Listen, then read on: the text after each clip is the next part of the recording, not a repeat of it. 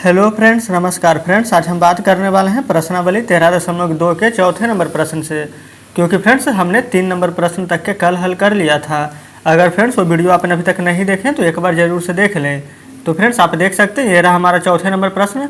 सबसे पहले फ्रेंड्स हम क्या करते हैं, यहाँ पर देखिए टोटल इसमें 12 प्रश्न हैं। यहाँ पर फ्रेंड्स 4 से लेकर के 12 तक के सभी प्रश्नों को अपने कॉपी पर लिख लेते हैं, उसके बाद फ्रेंड्स आपके सामने लाते हैं।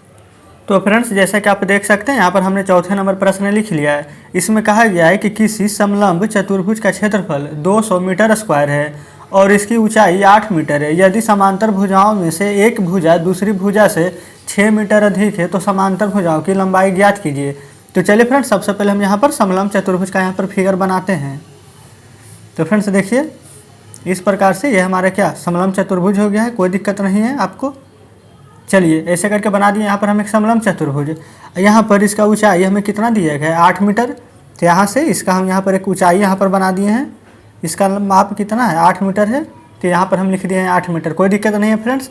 यहाँ पर देखिए यहाँ पर इसका नाम नहीं दिया गया है, तो चलिए हम अपने मन से यहाँ पर इसका नाम दे देते हैं ए, इसको बी, इसको सी और यहाँ पर फ्रेंड्स इसको हम डी मान लेते हैं। अब यहाँ पर जो बोला गया है उसको बस आपको ध्यान से समझना होगा। यहाँ पर सबसे पहले तो चतुर्भुज का बात किया गया कि उसका क्षेत्रफल हमारा 200 मीटर स्क्वायर है। यानी कि फ्रेंड्स ये जो हमारा समलंब चतुर्भुज है, ये पूरा जो क्षेत्रफल है हमारा ये पूरा कितना है 200 मीटर स्क्वायर। तो यहाँ पर लिख देते हैं 200 मीटर स्क्वायर। यहाँ तक तो आप समझ गए होंगे। अब यहाँ पर बोला गया है यदि समांतर भुजाओं में से एक भुजा दूसरी से 6 मीटर अधिक है।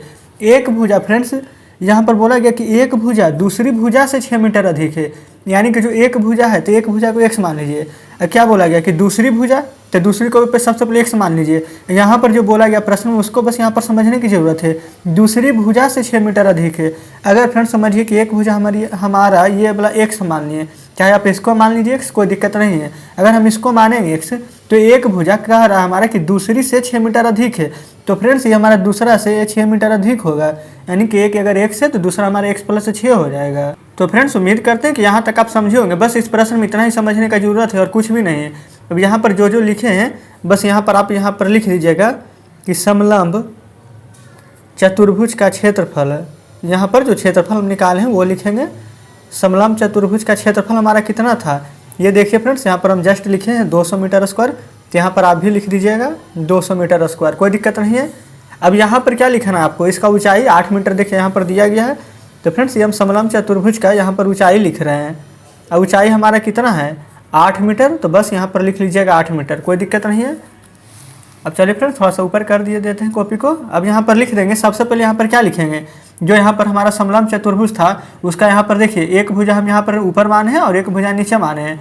यहाँ पर किसको x माने फ्रेंड, तो दूसरी भुजा से बोला गया था कि x प्लस 6 अधिक है, तो दूसरी भुजा को तो यहाँ पर हम x मान लिए। तो यहाँ पर लिख देंगे कि माना कि दूसरी समांतर भुजा, क्योंकि फ्रेंड समांतर का बात किया गया था प्रश्न में, समांतर भुजा बराबर कितना x माने हैं, देखिए यहाँ पर लिखा गया। तो यहाँ पर x लिख लेते हैं।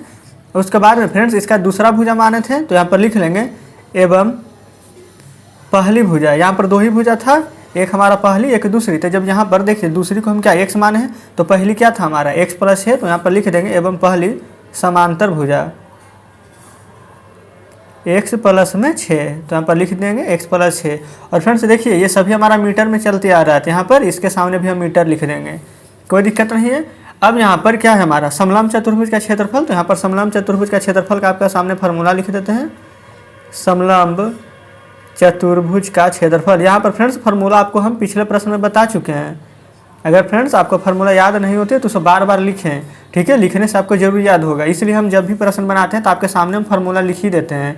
तो इसका फार्मूला लिख देते हैं 1/2 गुना ऊंचाई गुना में, यहाँ पर आप लिख सकते हैं समांतर भुजाओं का योग, नहीं तो फ्रेंड्स d1 प्लस d2 लिख सकते हैं। चलिए यहाँ पर पूरा ही लिख देते हैं समांतर भुजाओं का योग, ठीक है फ्रेंड्स, यहाँ पर लिख दिए हैं। अब यहाँ पर देखिएगा जो हमारा क्षेत्रफल दिया गया है कितना था हमारा क्षेत्रफल, ये यहाँ पर भी लिखे 200 मीटर स्क्वायर। तो यहाँ पर क्षेत्रफल के सामने 200 मीटर स्क्वायर लिख दीजिएगा। यहाँ पर फ्रेंड्स बस अब मान रखना है 1/2 गुना ऊंचाई कितना था, देखिए ऊंचाई हमारा 8 मीटर था, तो यहाँ पर 8 लिख दीजिएगा। यहाँ पर गुना इंटू में क्या करिएगा समांतर भुजाओं का योग। तो देखिए एक भुजा कितना था x और दूसरा भुजा क्या था x प्लस 6, तो एक पर यहाँ पर x लिखेंगे और दूसरा में यहाँ पर x प्लस 6 लिखेंगे। यहाँ पर फ्रेंड्स थोड़ा सा ऊपर कर देते हैं। अब देखिए यहाँ तक तो आपको साफ से दिख रही है। यहाँ पर 200 मीटर स्क्वायर को यहाँ पर रहने दीजिए। इसको 2 से यहाँ पर 8 को हम 4 बार में काट लेते हैं तो ये हो जाएगा यहाँ पर 4। अंदर में x से जुटेगा हमारा तो हो जाएगा 2x और प्लस में 6। इसको भी 200 मीटर स्क्वायर को हम रहने देते हैं। और यहाँ पर फ्रेंड्स एक बार 4 से 2x में गुना कीजिएगा तो हो जाएगा हमारा 8x और 4 से 6 में गुना कीजिएगा तो हो जाएगा हमारा 24। कोई दिक्कत नहीं है यहाँ तक कि आपको। अब देखिएगा ये हमारा क्या है 200 मीटर में, और यहाँ पर 24 को जब बराबर की साइड में भेजेंगे तो माइनस में 24 हो जाएगा हमारा। ये 8 है, इसको यहीं पर रहने दीजिए 8x को। अब इसको जब माइनस कर लीजिए आप यहाँ पर, तो यहाँ पर फ्रेंड्स 10 में से 4 जाएगा तो 6 बचेगा, 9 में से 2 जाएगा तो क्या 7 बचेगा। अब फ्रेंड्स यहाँ पर देखिए अब ये हमारा 1 बच चुका है। अब यहाँ पर ये 8x है, और फ्रेंड्स यहाँ पर अगर 1 से ये गुना में है 8x हमारा, तो ये 8 अगर बटा में चला जाएगा तो 176 बटा 8 हो जाएगा। x यहाँ पर रहने दीजिए। अब इसको काट दीजिए फ्रेंड्स। देखिए 8 दूनी के 16, एक यहाँ पर 6 बचेगा, फिर से 8 दूनी 16, 22 यानी कि होता है 76 से। इस प्रकार से फ्रेंड्स हमारा x का मान क्या निकल कर आ चुका है 22 आ गया है। तो चलिए यहाँ पर देख लीजिए। अब हम भुजा यहाँ पर निकाल देंगे। क्या था यहाँ पर दूसरी समांतर भुजा x माने थे तो x बराबर हमारा 22 आया है। तो कहने का मतलब फ्रेंड्स दूसरी भुजा हमारा आ चुका है कितना 22 मीटर। अब पहला भुजा कितना था x प्लस 6, x का मान कितना निकालें 22 और प्लस में 6 यानी कि हो जाएगा हमारा 28 मीटर। तो एक आंसर फ्रेंड्स हमारा 22 मीटर आ जाएगा और दूसरा 28 मीटर आ जाएगा। तो देखिएगा इस x के जगह यहाँ पर रख दीजिएगा 22 मीटर, यहाँ पर रख दीजिएगा 28 मीटर। तो इस प्रकार से फ्रेंड्स हमारे यहाँ पर 4th नंबर प्रश्न हल हो चुका है। उम्मीद करता हूँ फ्रेंड्स कि 4th नंबर प्रश्न में आपको कोई परेशानी नहीं हुई होगी। यहाँ पर फ्रेंड्स देख लीजिए हम आपको एक एक स्टेप बताते हुए चल रहे हैं। तो चलिए फ्रेंड्स इसी प्रकार से अब हम हल कर लेते हैं 5वें नंबर प्रश्न को। तो फ्रेंड्स जैसा कि आप देख सकते हैं हमने यहाँ पर 5वें नंबर प्रश्न भी लिख लिया है। इसमें बोला गया है कि किसी समलंब चतुर्भुज की समांतर भुजाएं क्रमशः 24 सेंटीमीटर और 20 सेंटीमीटर है तथा दोनों भुजाओं की बीच की दूरी 15 सेंटीमीटर है। तो इसका क्षेत्रफल ज्ञात करना है। तो सबसे पहले फ्रेंड्स यहाँ पर हम एक समलंब चतुर्भुज फिगर बना लेते हैं। देखिएगा ये फ्रेंड्स हमारा यहाँ पर हो चुका है। यहाँ पर क्या समलंब चतुर्भुज, यहाँ पर क्या एक भुजा यहाँ पर 24 सेंटीमीटर दिया गया है और दूसरा भुजा यहाँ पर कितना 20 सेंटीमीटर दिया गया है। तो यहाँ पर फ्रेंड्स फिगर में रख देते हैं। यहाँ पर एक को 24 सेंटीमीटर एक को 20 सेंटीमीटर, कोई दिक्कत नहीं है।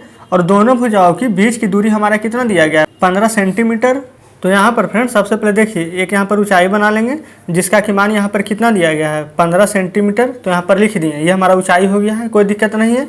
अब यहाँ पर समलंब चतुर्भुज का डायरेक्ट इसमें हम क्षेत्रफल का फार्मूला ही लगा देंगे।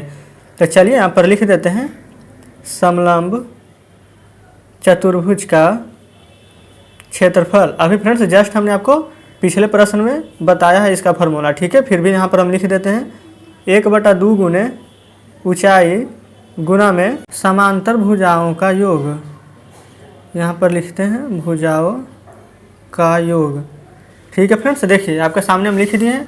अब कुछ नहीं करना, बस इसके जगह आप मान रखिए 1/2 ऊंचाई कितना हमारा यहाँ पर 15 सेंटीमीटर, तो लिख देंगे 15 सेंटीमीटर।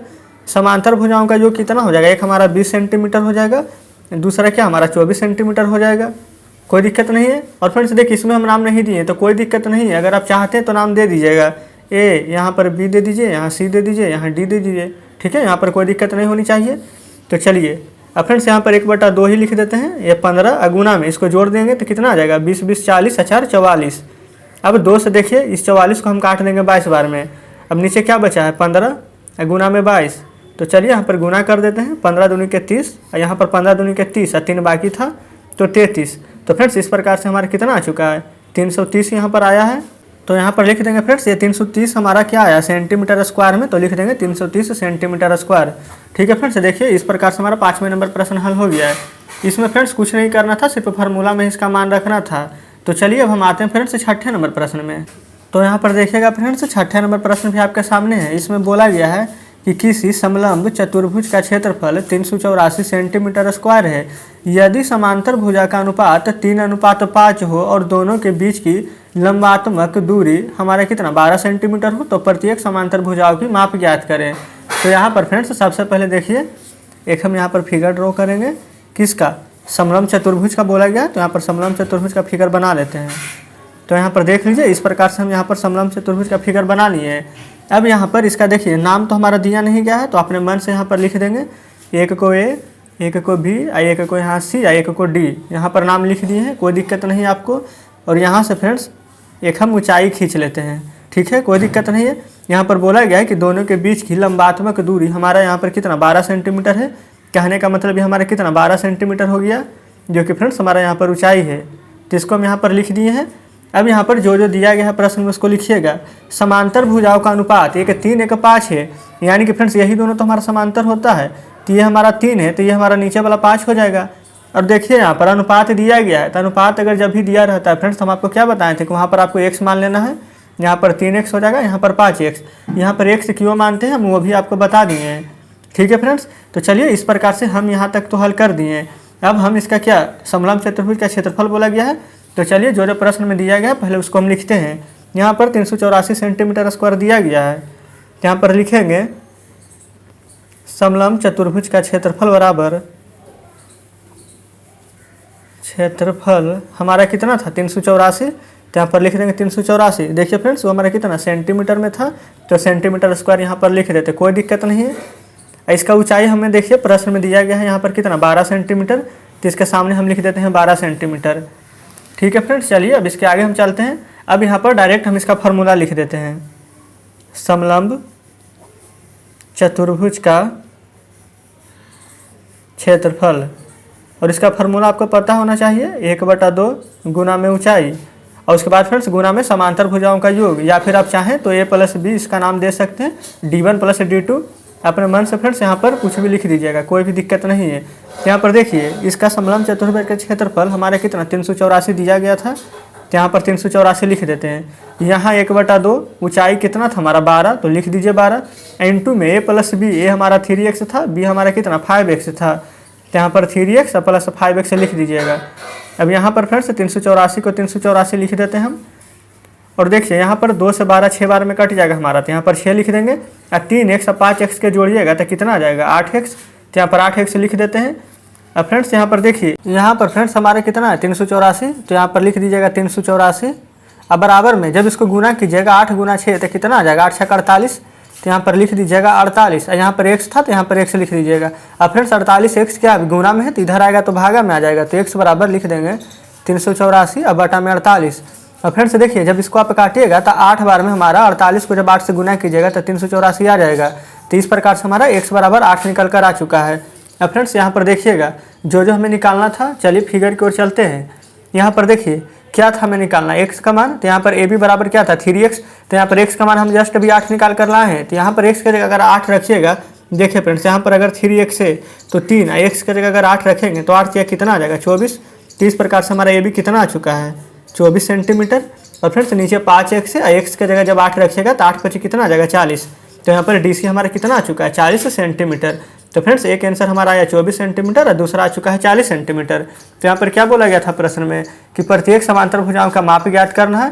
तो देखिए इसका माप निकाल दिए, एक का आंसर 24 सेंटीमीटर और एक का माप हमारा 40 सेंटीमीटर आ चुका है। तो चलिए फ्रेंड्स इस प्रकार से हमारा 6ठे नंबर प्रश्न भी हल हो गया है। अब हम आते हैं अपने नेक्स्ट प्रश्न में 7वें नंबर की ओर। तो फ्रेंड्स जैसा कि आप देख सकते हैं यहाँ पर 7वें नंबर प्रश्न भी हमने लिख लिया है। इसमें बोला गया है कि ए से समचतुर्भुज का क्षेत्रफल ज्ञात कीजिए जिसकी प्रत्येक भुजा 10 सेंटीमीटर और शीर्ष लंब 6 सेंटीमीटर हो। तो चलिए फ्रेंड्स सबसे पहले हम यहाँ पर एक समचतुर्भुज का फिगर बनाते हैं। यहाँ पर फ्रेंड्स देख लीजिए किस प्रकार से बनेगा।